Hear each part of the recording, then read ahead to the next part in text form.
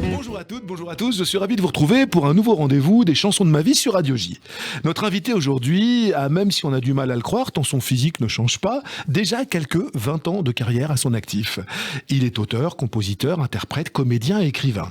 Sa discrétion en fait un artiste plutôt rare, c'est bien pourquoi je suis particulièrement heureux de recevoir aujourd'hui Raphaël à notre micro. Bonjour Raphaël, comment allez-vous dans cette drôle de période ? Bah, ça va très bien, merci beaucoup. Je suis pas vraiment comédien, mais pour le reste, j'essaie de l'être, ouais. On vous a vu apparaître dans un film, comme... j'ai fait un film, ouais. Voilà, donc ouais. Comédien débutant, on va dire alors peut-être. Finissant, comédien finissant. Finissant, d'accord. Alors, Raphaël, vous venez de publier un nouvel album, votre 9e album, Oui. Haute Fidélité. On entend beaucoup à la radio en ce moment votre duo Le Train du Soir, Oui. avec Pomme. On a la sensation qu'avec cet album, vous revenez à vos fondamentaux. C'est un disque de rock, en tout cas, ouais, c'est un disque assez à haute énergie, je crois. Alors c'est peut-être pour ça. Et puis, il y a ce qui fait votre succès, il y a des chansons d'amour, quoi. Oui, beaucoup. Oui, mais on aime bien les chansons d'amour. Moi, je trouve que dans la chanson, c'est l'endroit le plus intéressant. Enfin, en tout cas, en 3 minutes, on peut raconter le sentiment amoureux, ce qui serait, enfin, je sais pas, je trouve que c'est l'expression parfaite du sentiment amoureux, c'est la chanson. Charles Aznavour disait qu'en matière de chansons d'amour, il y avait autant de chansons qu'il y avait d'angles pour poser sa caméra ou pour un auteur son stylo. C'est infini les chansons d'amour, on peut en écrire tout le temps. Vous voulez dire moi, si je parle Oui. Vous, c'est quelque chose ça correspond aux choses qu'on vit, j'imagine. C'est difficile d'écrire un peu hors sol, sinon mais je pense que la plupart des gens racontent, des artistes en tout cas, racontent assez simplement leur vie. Alors parfois ils mettent des paravents et ils mettent des personnages, parfois c'est beaucoup plus simple et beaucoup plus direct. C'est très direct dans Oui, moi cet j'essaie album. d'être très simple et très direct. Ouais. J'ai souvent eu tendance à compliquer les choses. Là, je crois que c'est vraiment très simple. Alors, vous avez déclaré quelque chose qui m'a amusé. Vous avez déclaré que cet album, vous étiez content parce qu'il a plu à votre compagne. Et que pour vous, c'était vraiment important que ce soit elle qui le reçoive en premier. C'est elle qui écoute toujours en premier vos chansons. C'est votre premier juge. Oui. C'est-à-dire que les chansons, on les fait tourner à la maison quand même. Oui. Parfois, comme j'enregistre souvent chez moi, en tout cas ce disque, je l'ai fait intégralement Ce disque, chez vous moi. l'avez quasiment fait intégralement chez vous. Oui, du coup, c'est sûr que ils sont forcés de donner leur avis. C'est-à-dire que si je mets la chanson et que personne ne dit rien, au bout de 2 jours, je me pose une question. Ça doit vraiment être dégueulasse. Mais en règle générale, ils prennent pas tant de pincettes, vraiment, si ça va pas. Ils disent, dans la minute, arrête cette horreur. Et vous le prenez... Cesse ce bruit, ce vacarme. Et vous le prenez bien quand elle vous dit là mon chéri, t'y es pas. C'est où vous avez envie de tout envoyer balader à ce moment-là sur le moment. Non, mais je le prends. Je le prends très bien. C'est-à-dire que J'ai du mal à vous croire. Mais oui, si, parce que c'est des formes qui sont totalement évolutives. C'est-à-dire qu'une chanson au début, ça ressemble effectivement à de la boue un peu. Donc, oui. Moi, je me rappelle avoir fait écouter des chansons comme 150 ans ou comme je ne sais quoi, qui au final ont été des très belles chansons. Et elle m'écoutait en disant je comprends rien, voilà. Parce que quand c'est présenté dans une forme qui est un peu brouillon, c'est un premier jet. Ouais, voilà, moi je sais ce que c'est vraiment comme si, je sais pas, vous aviez un film dans la tête et que vous dites alors là il va y avoir une explosion, là il va y avoir ce truc-là, là ça va être super, mais en fait on voit rien, on voit juste un type qui avance donc c'est compliqué pour ceux qui n'ont pas le truc. Oui, il faut que l'être aimé ait en plus de l'imagination. C'est vrai que ça demande un gros effort d'abstraction. Raphaël, il doit pas être évident de faire la promo d'un album sans pouvoir aller sur scène. C'est un petit peu le problème en ce moment, quoi. Oui, mais on va bientôt aller sur scène. Là, cet été, il y a des festivals qui commencent à rouvrir. Oui. On va pouvoir jouer. Et puis, on a pu faire des promotions pour des émissions de télé. On a pu jouer dans beaucoup d'endroits. Donc, c'est bien sûr que ça manque, mais les retrouvailles, c'est pour bientôt. Voilà, je trouve que je suis pas le plus à plaindre du tout. Donc, la scène, c'est un manque physique pour vous. C'est vraiment quelque chose de constitutif de votre équilibre que de pouvoir y aller de temps en temps. Ouais, j'adore aller sur scène, mais après, encore une fois, les chanteurs, ils sont sur scène dès qu'ils sortent un album. Ils sortent un album tous les 2, 3, 4 ans. Oui. Donc, ils sont pas sur scène à l'année. C'est pas comme si je sais pas, on vous enlevait le truc que vous faites tous les jours. C'est mais pas comme les techniciens. C'est presque un rythme biologique. Oh non, je dirais pas ça. Non, vraiment pas. Non. Ah non. Sinon, je serais dans la merde. Vous envisageriez une vie sans scène? Non, juste écrire pour les autres, écrire pour vous? moi, j'écris pas pour les autres, quasiment Ça jamais. vous est arrivé? Ouais, j'ai fait 4 chansons dans ma vie. Donc, Pour Zaz, et quelles chansons? Des trucs qui ont marché, justement. C'est vrai, mais j'ai fait très peu, quoi. Je veux dire, vraiment 5 chansons, peut-être. Mais j'ai fait pour Zaz, pour Stéphane Echer et pour Johnny, vous voyez, donc ça fait 5 chansons en tout. Enfin, c'est pas mal, le choix des c'était artistes, génial, pas mal non plus. c'était génial, mais j'ai très peu... mais ce que je veux dire, c'est que... Non, j'envisagerais pas. Moi, j'adore les retrouvailles sur scène, j'adore. Mais c'est pas comme c'est comme les réalisateurs. Les réalisateurs, ils tournent un film tous les 3-4 ans. 3-4 ans, et entre-temps, ils préparent, ils attendent, ils ont presque plus l'impression d'être chanteur ou réalisateur. Donc c'est compliqué, mais on est habitué à ce rythme. Notre rythme biologique, c'est justement, il est fait avec le manque. Donc là, vous savez déjà quand est-ce qu'on va pouvoir vous retrouver cet été déjà? Oui, je sais qu'il y a des dates. Je sais qu'on joue au Francophonie de La Rochelle, par exemple. Magnifique festival. Ouais, magnifique. Je crois qu'il y a les Vieilles Charrues. Enfin, je crois qu'il y a des très beaux festivals dans lesquels on va pouvoir jouer. J'espère que ça va se tenir. En même temps, je parle dans les sables mouvants. Je ne sais pas ce qui est maintenu et ce qui est avec annulé. les jauges, avec quoi c'est. Mais j'ai vraiment aucune information. Mais j'espère en tout cas pouvoir. Je suis sûr qu'il y aura quelques concerts cet été. Alors Raphaël, ils seront peut-être pas nombreux, mais ils seront. Et on sera là pour venir vous applaudir de toutes les façons. Raphaël, vous connaissez le principe de cette émission, c'est vous qui en êtes le programmateur. Vous nous avez confié une liste de 5 de vos chansons préférées. Nous allons comme ça nous promener au gré de vos choix. La première de vos chansons choisies est Walk on the Wild Side de Lou Reed. Tout début des années 72 exactement. Mais dites-moi, vous n'étiez pas né, vous, en 72 Non, mais j'ai accès à des documents sonores d'avant ma naissance. On me laisse ça. Bon, c'est vrai. Ouais, on laisse ça. C'est vos parents qui vous ont fait découvrir cette chanson, vous l'avez... Non, pas du tout, non. Je sais pas. J'ai dû découvrir cette chanson via Bowie. Je pense que c'est Bowie qui produisait cet album-là, Transformer. Et comme j'étais fan de Bowie quand j'étais petit, j'ai dû aller... chiner les choses qu'il avait produites, et dont ce disque Transformer de Lou Reed qui m'a accompagné un certain nombre d'années, quoi, vraiment. On écoutait quoi chez... toujours, quoi, pareil. Écoutait quoi chez vous? On écoutait quoi chez Monsieur et Madame Haroche quand vous étiez petit? Qu'est-ce qu'ils écoutaient? Ils écoutaient beaucoup de musique classique, je dirais qu'ils écoutaient plus Bach que Bowie, ça c'est sûr, hein, vraiment. Ils aimaient la musique classique, beaucoup. Et ma mère aimait bien peut-être Bob Dylan ou John Baez ou ce genre de chanteurs folk, comme ça, ils aimaient bien le folk. Et vous, c'est au lycée, c'est à l'adolescence que vous êtes tombé là-dedans? Bowie à l'enfance, à 7 ans, quoi, quelque chose comme ça, 6-7 ans, j'aimais bien Bowie, j'aimais bien le rock, j'aimais bien... peut-être pas Lou Reed et Iggy Pop, ça c'était peut-être plus vers 10 ans, mais enfin c'était petit, j'étais vraiment déjà très branché sur ces mecs-là, quoi, qui me paraissaient transgressifs, rockers... Et c'était le goût de l'interdit? C'était quoi? J'aimais bien l'électricité, j'aimais bien le son, j'aimais bien la sensualité qui se dégageait. C'était quand même des icônes. Il y avait une grande sensualité chez ces mecs-là, tous. Ils en parlaient, et leurs chansons ne parlaient que de ça, que d'amour ou de sexe. Et ils l'incarnaient aussi, non? J'aimais beaucoup. Et j'imagine que pour le petit garçon de 7 ans que vous étiez, Walk on the White Side, les références à Andy Warhol, le côté trash, la chanson quand on l'écoute, ça parle quand même de fellation, de transgenre, de drogue. C'est hard, quoi. C'est pas. Peut-être que je connaissais pas tellement. Enfant, quoi. Ouais, peut-être que c'était pas à 7 ans que j'écoutais ça. J'avais peut-être 12 ans. Mais bon. On comprend vaguement le sens. Déjà, c'était de l'anglais, donc il y a beaucoup d'argot, il y a beaucoup de trucs que je comprenais pas forcément. Mais la chanson était cool, quoi. Il y a le son de cette basse, c'est la basse la plus cool du monde, le son du saxophone, le détachement avec lequel il raconte ça, c'est ça qui est merveilleux. Et après, j'ai compris le texte que j'ai trouvé merveilleux aussi. Mais il est magnifique. Mais oui, bien sûr qu'il est magnifique. Bon, je sais pas très bien, mais j'adore cette chanson, je l'ai toujours adorée. On peut la voir à plein de... Puis il y a la ligne de basse la plus célèbre de toute l'histoire du rock'n'roll, quand même. Il y a cette contrebasse qui a été doublée par une basse. En écoutant cette parole, en écoutant cette chanson, on est presque étonné à l'époque qu'il n'y ait pas eu de censure. Je pense que ce texte-là aujourd'hui, je suis pas certain dans le politiquement correct aujourd'hui qu'on pourrait chanter ça. Non, mais je pense que la moitié des textes de Lou Reed passeraient plus. Je veux dire, il n'y a pas que ça. Il a fait tellement pire. Lou Reed est tellement plus trash et plus allumé. Enfin, je veux dire, il y a un disque. Vous écoutez ce disque qui s'appelle comment, Street Hustle. Je crois qu'il n'y a pas une chanson qui passe dedans. Mais bon, non, mais Lou Reed, c'était un provocateur, quoi. C'était un provocateur. Il était transgressif. Bon, moi je suis un fou de Lou Reed, mais...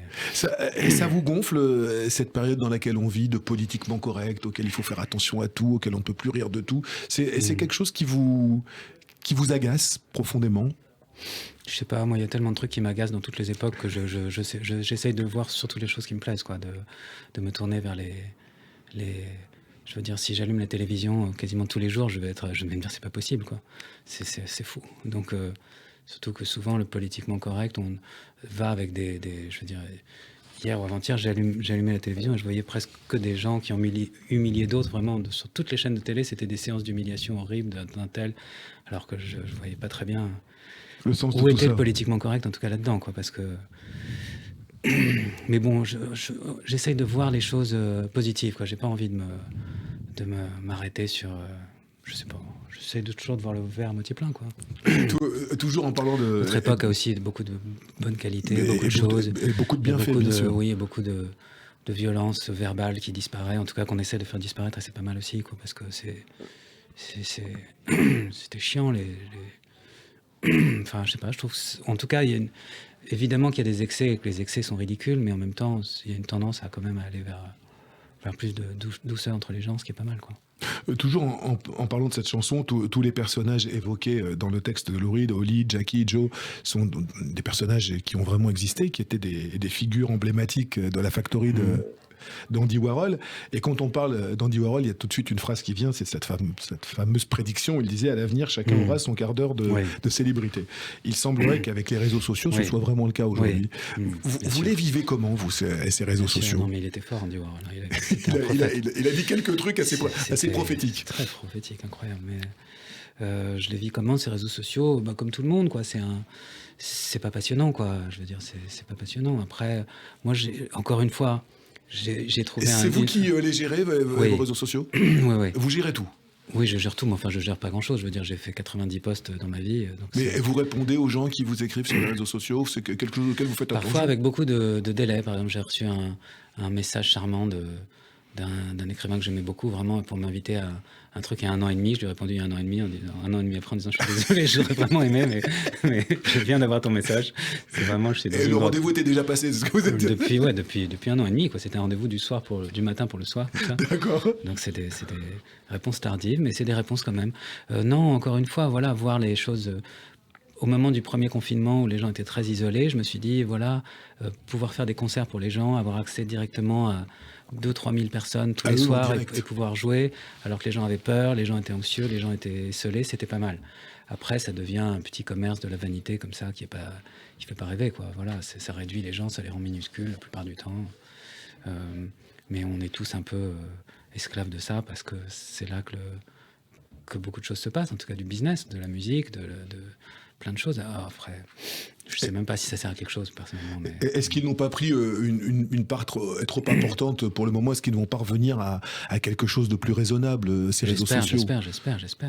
Je veux dire, moi par exemple, je veux pas que mes enfants aient des réseaux sociaux. Voilà, pour donner un exemple, Les comptes Facebook, non. Non, ils sont petits encore, mais bon, en tout cas, plus ça tarde.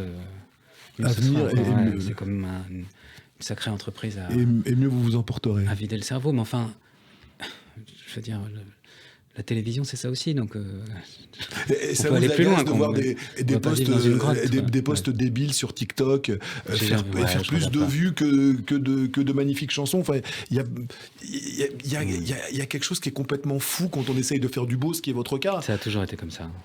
Alors maintenant, c'est TikTok et je sais pas quoi, mais je veux dire, ça a toujours été comme ça. Si vous regardez la semaine où Melody Nelson est sortie, j'imagine qu'il y a 15 disques de variété épouvantables qui sont sortis et personne n'a entendu parler de Melody Nelson à ce moment-là. Donc, et puis, je sais pas, je chante une chanson de Ossip Mandelstam dans mon album, qui est un poète russe, par exemple, qui n'intéressait personne à son époque, alors que c'est les plus beaux textes qui ont jamais été écrits. Bon, la peinture, je sais pas, de Van Gogh à Modigliani, il n'y a que ça, quoi. Donc... Ils sont morts dans la misère souvent la plus totale et dans l'anonymat le plus total, ces grands peintres. Plus ou moins, en tout cas. Mais beaucoup sont morts quand même extrêmement mal connus.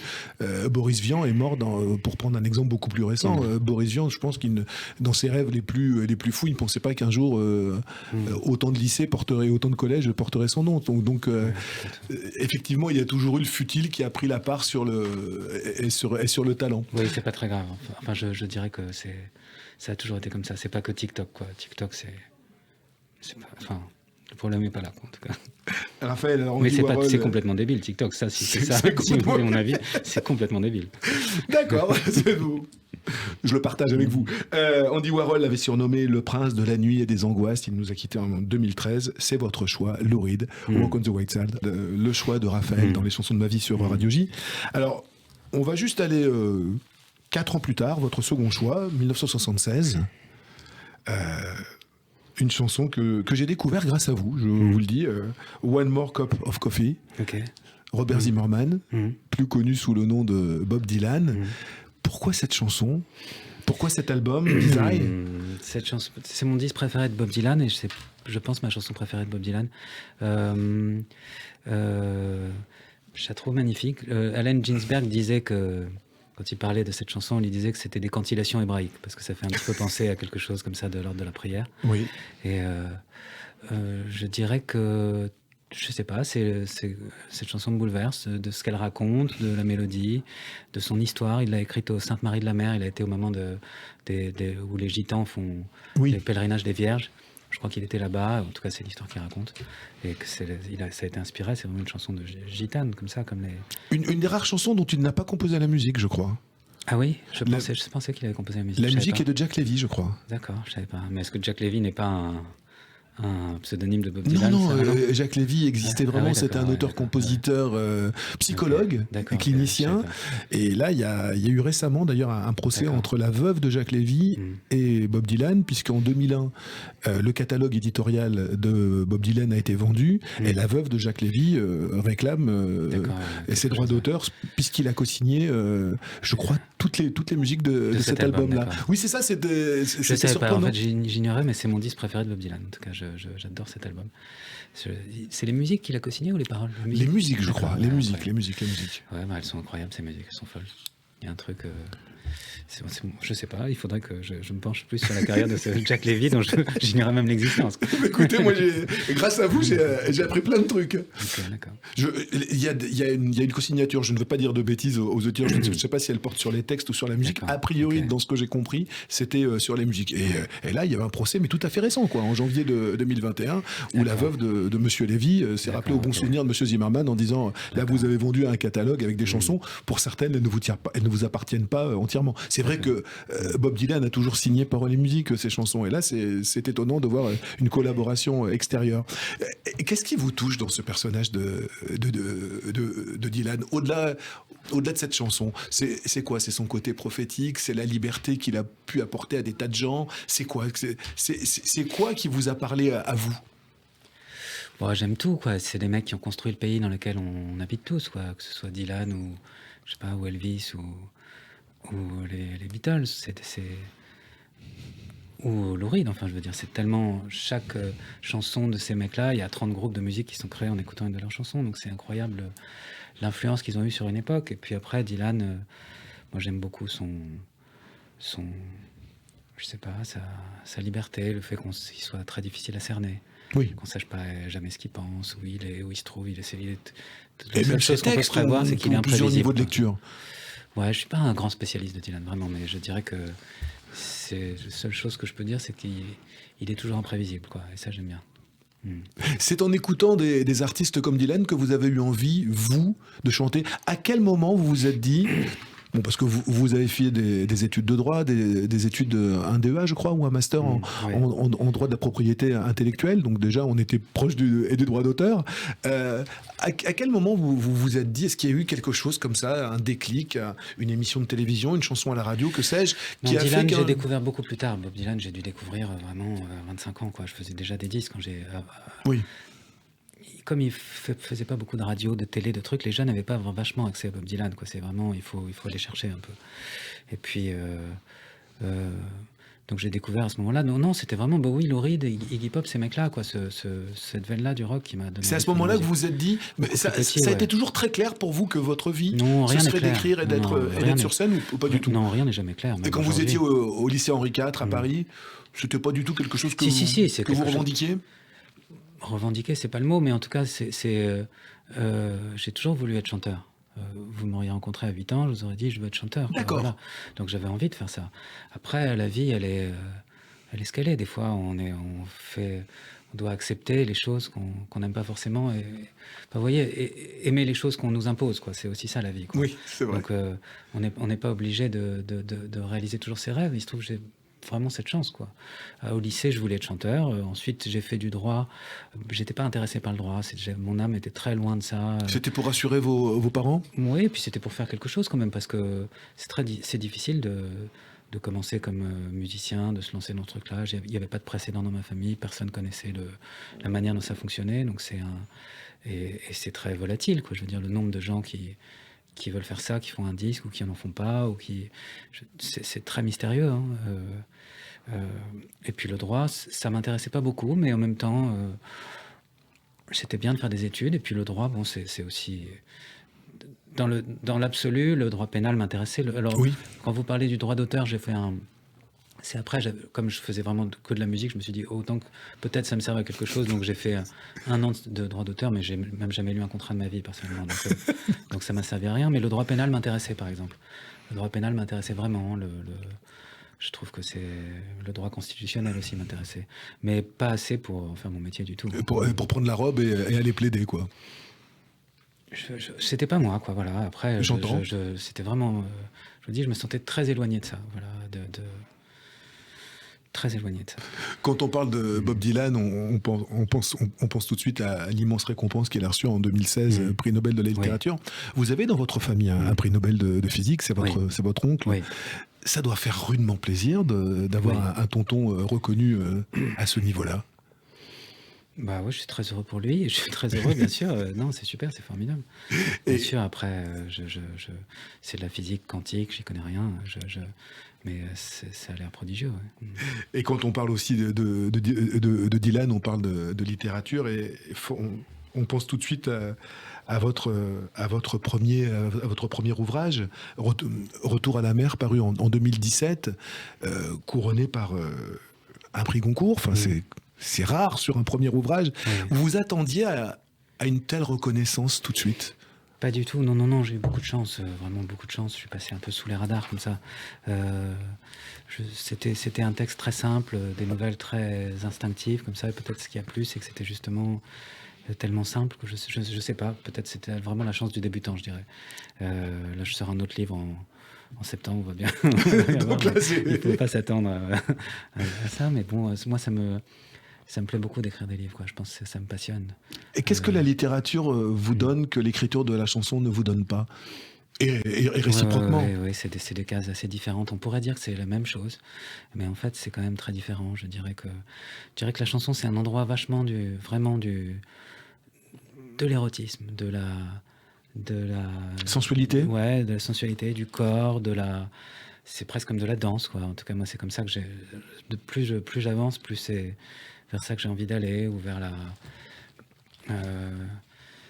c'est quelques phrases, c'est quelques notes, c'est vraiment comme si on saisissait des petites choses très fugitives et qu'on arrivait à en faire c'est un grand plaisir. Je sais pas comment dire. À chaque fois que je fais de la musique, le fait même de chanter, c'est un grand plaisir de mettre son corps en vibration et de se mettre à chanter, c'est quelque chose d'incroyable. Le texte vient immédiatement avec les mains sur le clavier ou avec les mains sur la guitare, ou ça peut être complètement dissocié? Je fais plutôt les textes avant, moi. Je fais plutôt comme des poèmes, des cahiers de poèmes, et ensuite j'essaie de les illustrer avec de la musique. Mais je pars plutôt de ce que j'ai à raconter. Mais c'est toujours 4 phrases ou 8 phrases, hein, c'est très... Et donc c'est quelque chose de très libérateur. Alors que écrire un livre, c'est autre chose. Déjà, c'est beaucoup plus politique, beaucoup plus paradoxal. Les personnages peuvent se contredire, ils peuvent être en désaccord complet sur des choses, et de ce désaccord, de ces paradoxes, émerge quelque chose qui est une vérité, qui est toujours compliquée, comme le monde est toujours compliqué. Et ça me passionne aussi, de pouvoir exprimer des paradoxes, de pouvoir exprimer de parler de la honte, de parler je sais pas, du mensonge, de choses beaucoup plus impossibles à aborder en musique, quoi. Bien sûr. Ça n'aurait pas de sens, quoi. Même parfois de la philosophie. Alors moi, j'ai vraiment un niveau philosophique de terminal, quoi. Mais ceci dit, ce qui est déjà pas mal, mais je veux dire, j'y connais rien, mais si je faisais une chanson philosophique, ce serait épouvantable, quoi. Ça vous permet de vous atteler à des sujets un petit peu plus trapus, un petit peu plus vastes, un petit peu plus... C'est autre chose, quoi. Moi, c'est aujourd'hui, je lis beaucoup. Enfin, Oui. je lis pas mal. J'ai des émotions folles en lisant des tas de bouquins. Dans la musique, j'en ai moins souvent, quoi. Voilà, j'ai l'impression que mes grandes découvertes musicales, je les ai eues dans ma jeunesse, ou À 20 ans, 30 ans, l'adolescence. 20 ans, 30 ans, même encore. Alors ça m'arrive, là, j'écoute le disque de Lana Del Rey, je le trouve sublime, et Nous allons en parler ouais, tout à l'heure. ça me fait planer à 4000. Donc tous les ans, il y a 2-3 disques comme ça qui me fascinent. Mais là, il y a un Italien là, qui s'appelle Andrea Laszlo da Simone. Il y a plein de trucs. Tous les ans, il y a des choses que je trouve fantastiques. Mais j'ai l'impression que Mais c'est tout de suite, c'est plus un truc charnel pour vous, la musique. C'est Oui. quelque chose que vous recevez Ouais, dans une enfin, forme de sensualité. Alors qu'un livre, c'est plus intellectuel. Oui, ouais, bien sûr. Je dirais que c'est plus intellectuel. Et après, je crois que fondamentalement, je pourrais pas me passer de la musique beaucoup plus difficilement que Que de la littérature. C'est ce dont je pourrais pas me passer, quoi. Voilà, c'est comme si ça va pas, si j'ai un chagrin, si j'ai quelque chose comme ça, c'est dans la musique que j'irai me réfugier, quoi. Si je suis comme ça, pas bien, c'est comme de la méditation pour moi. C'est vraiment, Un voyage intérieur. ouais, c'est ce qui me remplit complètement, quoi. Chanter, faire de la musique, composer, c'est très étonnant à quel point on s'absente de soi-même. J'ai l'impression que tous les gens qui font de la méditation, ils cherchent que ça, quoi. Et les Oui. musiciens, ils ont ça À tout de portée de suite, la main. quoi. Voilà, on se met à jouer, il y a une espèce de truc. Une véritable richesse, en fait. C'est merveilleux. Moi, je trouve que c'est merveilleux. Mes gosses, ils font de la musique. Alors, je sais pas s'ils en font leur métier, mais en tout cas, ils jouent du piano tous les jours. Ils s'éclatent. Enfin, je sais pas. C'est un truc. On sent que ça leur fait du bien, quoi. Je sais pas. Il y a un accès direct à des choses très mystérieuses. Je vais pas rentrer dans le mystique, mais quelque chose qui touche On y votre âme, viendra en tout cas. tout à l'heure. Quelque chose qui touche l'âme très profondément. Quelqu'un qui n'a pas fini de toucher nos âmes, et c'est Monsieur Bob Dylan. Mm. One More Cup of Coffee. Oui, cette chanson-là, surtout, One More Cup of Coffee. c'est peut-être ma chanson préférée au monde, celle-là. One More Cup of Coffee, j'adore. Si vous partez sur une île déserte, c'est avec cet album de Bob Dylan, Desire, et cette Cette chanson-là. chanson, en tout cas, ouais, j'adore. Ouais. On va continuer Ouais. notre petit voyage dans vos préférences, parmi vos Madeleines de Proust, et on va rester une année où vous n'étiez toujours pas né, 1967. Qu'est-ce Alors, que c'est, là? Dites-moi, j'ai oublié. cette chanson-là, moi, je l'ai d'abord connue en français. J'ai fait quelques colonies de vacances, et Grimmer Wright chantait, D'accord, ok, c'est Leonard Cohen. voilà, adapté à l'étranger, Stranger Song de Leonard Cohen. C'est une des premières chansons qu'on ait connues en France de Leonard Cohen. Il y a eu Suzanne et cette chanson-là en même temps, je crois, la même année. Et Leonard Cohen, il fait partie de vos poètes de prédilection. Leonard Cohen, pareil, j'ai découvert très tard Leonard Cohen. J'avais Oui. découvert à 25 ans, 27 ans, je ne connaissais pas avant. J'ai découvert par les reprises, par Jeff Buckley et John Cale qui avaient pris Alléluia, quoi. Bien sûr, magnifique reprise. Oui, incroyable reprise.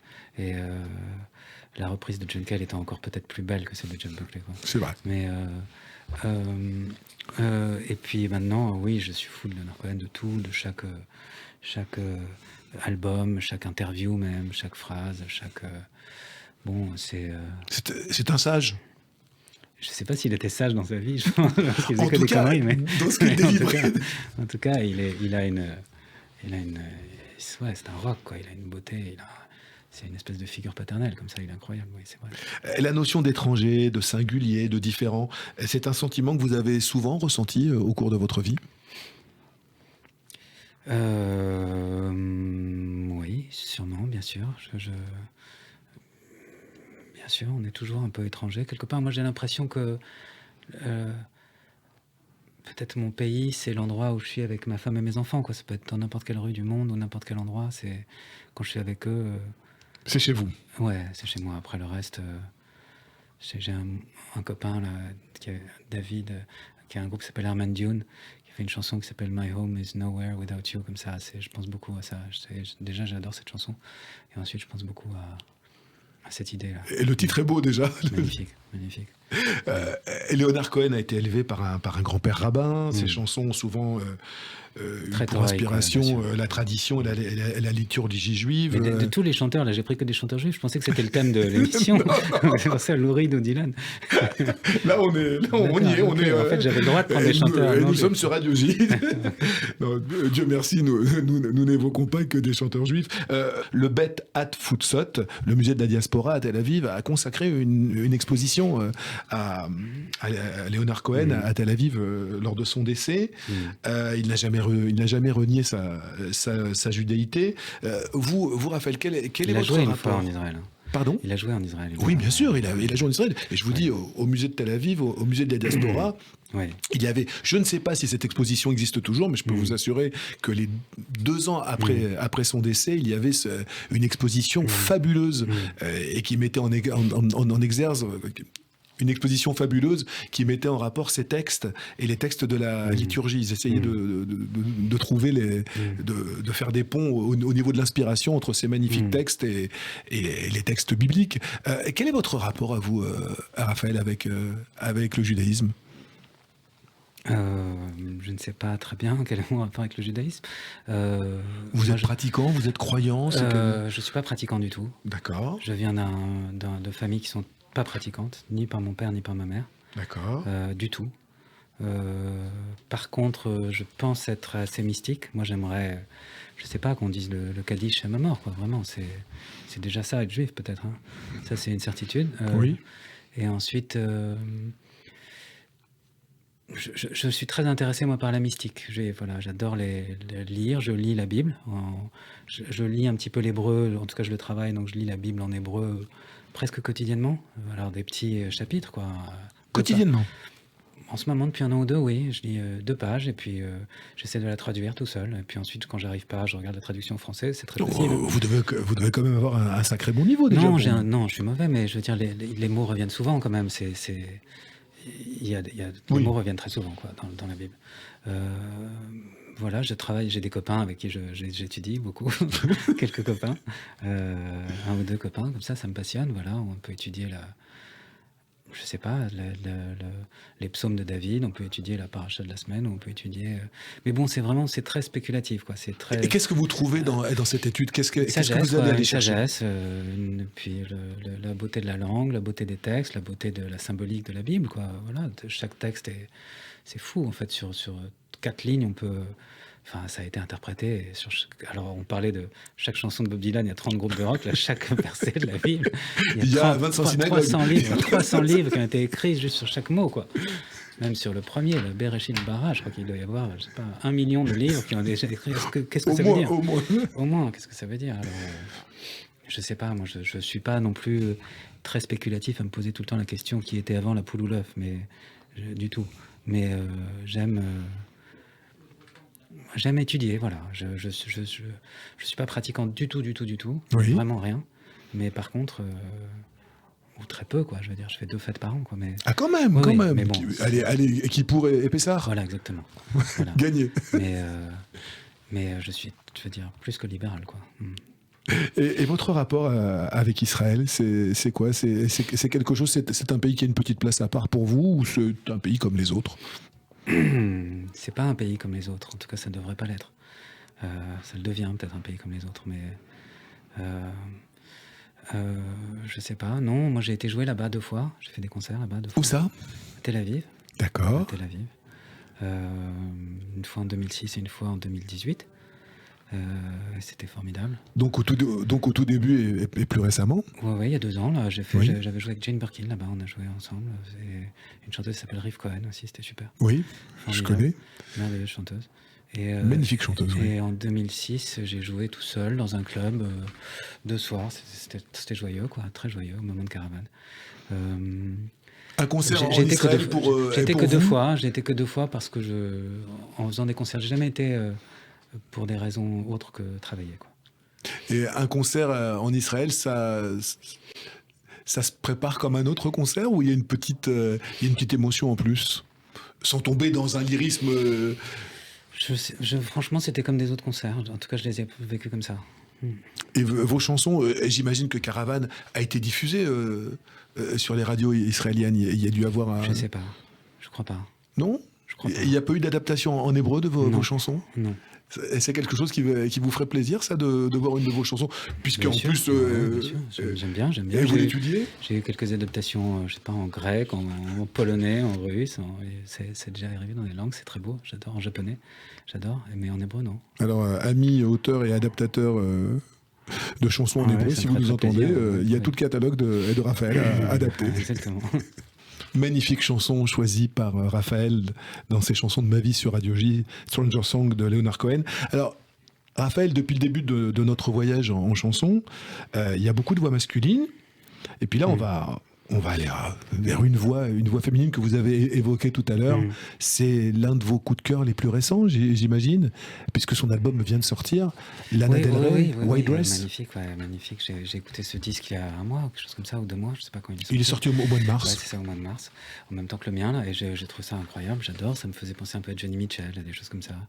Je trouve que c'est dans un monde où parfois je manque de mélodie, là j'ai une mélodie folle, comme ça, qui me fait tellement de bien. Et puis elle a une voix vraiment à faire pleurer les pierres, magnifique. Et ce genre de voix pourrait vous donner, vous nous disiez que vous aviez peu écrit de chansons pour les autres, ce genre de voix, ça vous donnerait l'idée de vous mettre au clavier et de composer et d'écrire quelque chose pour elle? Elle n'aurait jamais besoin de moi, mais bon, en tout cas, j'aime beaucoup écrire des chansons pour les autres, oui. Quelquefois, j'avais écrit pour Zaz, c'est vrai qu'elle a une voix magnifique. Ça s'est passé comment avec Zaz? Parce qu'en plus, Zaz, vous avez écrit pour elle. Oui. Après, souvent le succès elle voit son cortège d'auteurs et de compositeurs venir voir un artiste pour essayer de lui placer, je déteste le mot, mais lui faire chanter des chansons. Mais c'est le cas. Hein. Vous avez été là au départ. Vous, sur le premier album, il y avait 5 chansons à vous, je crois, sur le premier album. Où il y avait 3. Quand on aime, on ne compte pas. J'en avais rajouté 2. Et ça s'est passé comment, la rencontre avec cet artiste-là?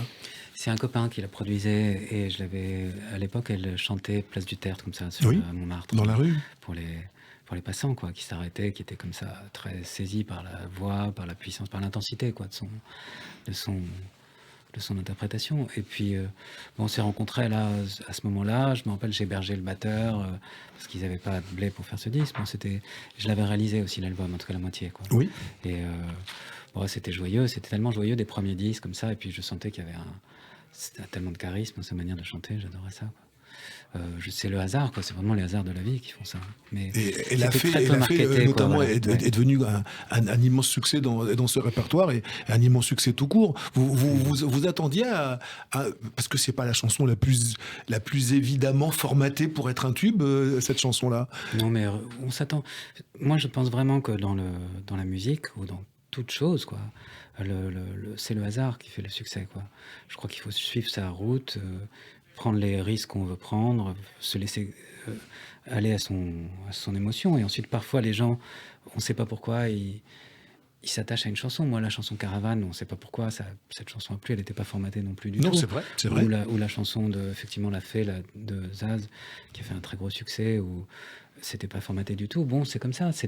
Parfois, le monde vous fait une place comme ça, et les gens s'approprient une chanson, ils sont émus par ça et c'est merveilleux. Si on essaie de calculer, on se dit ce truc-là, ça va marcher, ça va... Regardez toutes les chansons qu'on a évoquées, il n'y a pas une seconde ce genre. J'imagine pas que Lou Reed, au moment où il fait Walk on the Wild Side, il dit ça va avec faire au mec branché.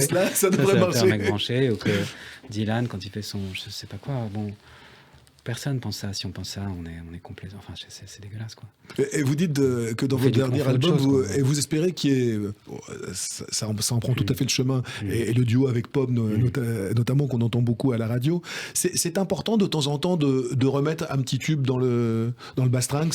Moi, j'adore. C'est pas un petit tube dans le bastringue. Mais je sais pas, c'est très beau de faire des chansons populaires. C'est magnifique, des chansons qui accompagnent la vie des gens, qu'on entend dans un supermarché, qu'on entend, et parfois on se dit, ah tiens, on est en train d'acheter, je sais pas, son pain, et on se dit, tiens, ça c'est ma vie qui est racontée là, dans ce truc-là. Ça, c'est merveilleux, c'est ce qu'on cherche, je crois, quand on est chanteur. C'est très étonnant, mais ça, c'est important, bien sûr que c'est important, parce que la liberté, elle est au prix de certains tubes aussi. Bien sûr. Donc on a besoin. Si on fait que des disques obscurs, les programmateurs sont moins présents pour les concerts. Oui, pour tout, quoi. Les concerts, les budgets, tout devient plus compliqué. Mais je crois que c'est un équilibre. C'est bien de faire des disques très pointus, et puis de faire aussi des tubes très populaires, et puis je sais pas, moi en tout cas, j'aime bien les deux, quoi. Voilà, j'ai pas de, je sais pas, Il n'y a pas de... j'ai pas de chapelle, si je veux Il dire. n'y a pas de vérité, quoi. Oui. En termes de collaboration, vous évoquiez votre collaboration avec Zaz. Dans votre dernier album, il y a des collaborations extrêmement jouissives. Je pense, Oui. il y a Clara Luciani que vous avez retrouvée. C'était votre guitariste à l'époque, Oui. que vous avez retrouvé sur une chanson. Et parlez-moi de votre collaboration avec quelqu'un que nous allons recevoir dans les jours qui viennent à notre micro, un certain Arthur Teboul, le chanteur, leader, auteur du groupe F. Chatterton. On a l'impression qu'il s'est passé un truc entre vous.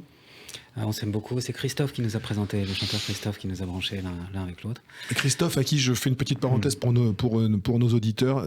Écoutez l'album de Raphaël et écoutez la chanson Norma Jean, c'est juste une merveille. Merci, c'est gentil. C'est une chanson hommage à Christophe, c'est pour ça que j'en parle. Et donc c'est Christophe qui nous a branchés et on est devenus très copains. Au début, on était devenus copains un peu d'études, justement, on étudiait ensemble. Voilà. D'accord. Lui, il connaît beaucoup mieux les choses que moi, beaucoup mieux la religion que moi. Il la pratique un petit peu aussi, je crois, un petit peu beaucoup même. Oui, il la pratique. Et du coup, on étudiait, quoi. Et c'était passionnant. On étudiait avec avec mon neveu qui est très fort aussi. Voilà. Donc tous les trois, on s'est fait quelques séances comme ça, où ils m'ont appris beaucoup de choses. Et quelque chose. Et c'était un grand plaisir de bosser avec eux, de parler avec eux, de boire des coups avec eux. Et de faire de la musique avec eux. Et après, j'ai fait de la musique avec Arthur. Après, j'ai fait de la musique avec Arthur. On est partis ensemble en vacances et on a vraiment fait une semaine comme ça. Et ensuite, on s'est vus presque toutes les semaines de l'hiver 2019, comme ça, de l'automne 2019. On se retrouvait à la maison, on buvait une bonne bouteille de vin, on fumait un cigare, on travaillait toute la nuit, toute la soirée. Il est très libre, quoi. Et c'est un magnifique artiste, quoi. C'est une magnifique personne. J'adore ce mec, j'adore son disque, j'adore ses disques, j'adore son énergie. Je suis très, j'adore vraiment. Et c'est la magie de ce métier d'avoir comme ça, comme cadeau de la vie, des rencontres aussi fabuleuses. Oui, je dirais. Et puis c'est pas souvent. C'est vraiment pas souvent. Le cas d'Arthur, c'est vraiment une rencontre très fraternelle, quoi, je pense très importante. Ou comme je vous parlais de Herman Dune, du chanteur d'Herman Dune, c'est un peu pareil.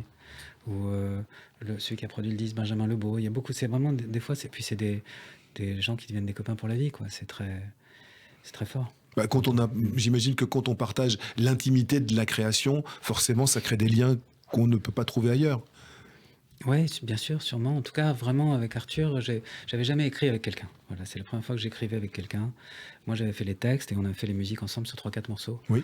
Et c'est formidable, quoi. Puis j'adore sa voix, quel putain de chanteur aussi. C'est une grande voix, Arthur. Grande voix. Est-ce que dans votre métier d'artiste, vous auriez des courages que vous n'auriez pas dans la vie de tous les jours? Est-ce que vous verriez un jour faire une chanson, puisqu'on a commencé par elle, faire une chanson pour Lana Del Rey et la lui envoyer par la voix des messages Oui, j'aurais aucun problème avec ça, mais j'ai pas de complexe du tout, moi, par rapport aux anglo-saxons. Je sais pas quoi. Non, mais sans parler de complexe, juste l'envie de faire un cadeau à une voix qui vous interpelle. Oui, pourquoi pas, bien sûr. Mais moi, j'écris en français, alors j'aimerais bien. Mais la composition est universelle. Oui, mais je veux dire, vous voulez dire juste une mélodie comme ça? Oui. Vous voyez, une mélodie, c'est un peu une bouteille à la mer, parce que c'est un peu. Je sais pas, je dirais que c'est bien d'envoyer. Moi, je marche pas comme ça, en tout cas, mais j'aime bien envoyer un truc qui... Fini. Ouais, qui a déjà comme une chanson. Sinon, c'est un peu, vas-y, fais le boulot. mais pourquoi pas, hein. Mais je ne sais pas. Enfin, oui, je pourrais tout à fait, mais c'est plus des rencontres, quoi. J'ai pas de fantasme d'écrire pour quelqu'un, de jouer avec quelqu'un, de faire un duo avec quelqu'un, ou je sais pas quoi. Vraiment, les gens... c'est la vie qui se présente et qui vous offre ça. Un duo avec Milan Kundera, quoi, mais je pense pas que ça va être envisageable. Je pense pas que c'est envisageable. Mais je crois pas que le reste... vraiment, j'ai pas de... Les grands héros de mon enfance, comme ça, je les ai rencontrés et j'ai l'impression que j'ai plus d'icônes comme ça où je me dis waouh. Enfin, quelques écrivains effectivement, mais ils sont un peu âgés, quoi. Alors, moi, je vous propose en attendant hypothétique duo avec Milan Kundera. On écoute Lana Del Rey, Oui. donc cette chanson qui vous a bouleversé il y a 2 mois. Oui, White Dress, on tout le écoute. reste, ouais. White Dress, le choix de Raphaël dans les chansons de ma vie sur Radio J. Alors, la 5e chanson que vous avez choisie, Raphaël. C'était pas ça la 5e? Non, ça c'est la c'est 4e. d'accord. On arrive à la Oh là 5e. là, On arrive à la ok. 5e. Ok. Et cette chanson, je vais vous dire la vérité, moi, elle me faisait pleurer quand j'étais petit. Mais c'est quoi? Le Galérien de Mouloudji. Ah oui, Ah mais moi, j'écoutais ça, je sais pas, j'ai un peu l'impression que c'est l'ancêtre du Pénitencier de Johnny Hallyday, écrite par Hugo Frey et Evelyne Bugui. À chaque fois que j'écoutais cette chanson, mais moi, elle me mettait dans un état mais dramatique. Ah ouais. Et pourquoi cette chanson et pourquoi Mouloudji? Ben, je ne sais pas. Moi, mon père me chantait cette chanson quand j'étais petit. Je la trouvais très belle, j'aimais bien. Je trouvais que c'était. Elle est vachement triste. Le Ah, c'est mec, comme le une mec qui est aux comptine. galères et qui va finir sa vie Oui, galérien. mais on sait qu'il n'y a plus de galère, donc c'est quand même. Non, mais c'est comme une chanson, comme comptine pour enfants, il y a quand même plus. Ouais, j'adore cette chanson, je la trouve magnifique. C'est très beau. Je sais pas, j'aime bien. Puis c'est une chanson comme ça, de parents vers les enfants. C'est Oui. marrant, c'est une chanson. Fais attention. Attention, si tu n'es pas sage. Ouais. C'est une espèce de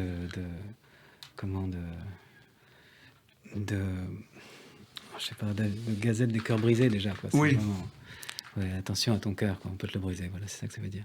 Vous- Mais c'est beau, j'adore cette chanson. Et j'imagine que vous savez qui a écrit cette chanson et qui l'a composée.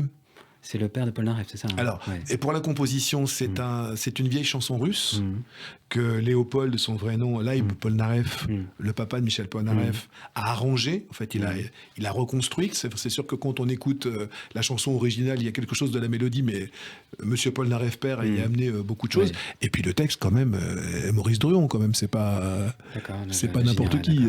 Maurice Druon, Ouais, ancien c'est vrai. ministre, académicien, D'accord, ouais. à qui on doit aussi le chant des partisans. Enfin, et c'est lui qui a écrit ce texte. Moi, je sais pas si ça. Il y a eu d'autres versions de cette chanson. Les Sunlight, dans les années 60, on chantait cette chanson, un groupe un petit peu yéyère, cette chanson, mais je trouve qu'il y a quelque chose dans la voix de Mouloudji d'absolument bouleversant. J'ai l'impression, enfin, cet interprète, il évoque quoi pour vous? Je connais très mal, hein. Vraiment, j'ai pris ça un peu au hasard comme une chanson d'enfance. Bon, vous m'avez demandé une chanson d'enfance, donc c'est venu comme ça. Je connais pas bien Mouloudji. Tout ce que j'ai entendu de lui, j'ai trouvé ça sublime. Je trouve qu'il a une voix sublime et que c'est du velours. Il y a une chanson aussi magnifique qui s'appelle Un jour tu verras. Voilà, Magnifique. Je trouve éblouissante. Je trouve que c'est un chanteur inouï, quoi. C'est très émouvant. C'est un peu comme Guy Béard par moment, des choses que je sais pas, j'adore Mouloudji, j'adore vraiment. C'est vrai qu'on. Mais je connais très peu, je connais 4 chansons, voilà. Et même là, vous me parlez du Galérien, je savais pas vraiment qui l'avait écrite. Les chansons, elles sont presque anonymes pour moi, en fait. Je trouve que c'est un peu comme presque un grand compliment qu'on puisse faire à un auteur-compositeur de plus vraiment savoir qui les a écrites et qu'elles soient comme. Vous voyez, je pensais à cette chanson de Guy Béard, justement, L'eau vive. Là. Oui. On a l'impression que c'est une chanson du XVIIe siècle, presque. Elle est tellement sublime et intemporelle, on se dit ça a dû être écrit, je sais pas, il y a 300 ans. Mais non, c'est lui. Et vous aimeriez, c'est un de vos rêves, ça, d'avoir une chanson qui vous survive et qu'on ne sache plus que c'est vous qui l'avez écrite et que dans plusieurs décennies, cette chanson continue. Vous pensez à la postérité, vous pensez à ce que vous allez laisser ou alors vous en foutez Pas du complètement? tout, je m'en fous complètement. Moi, je veux bien avoir je le sais maintenant, quoi. Mais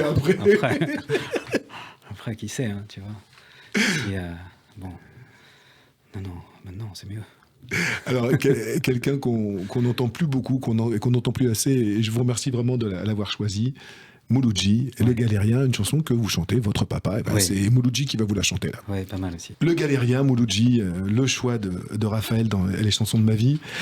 Raphaël, 1 heure vient de passer, on pourrait parler des heures avec vous.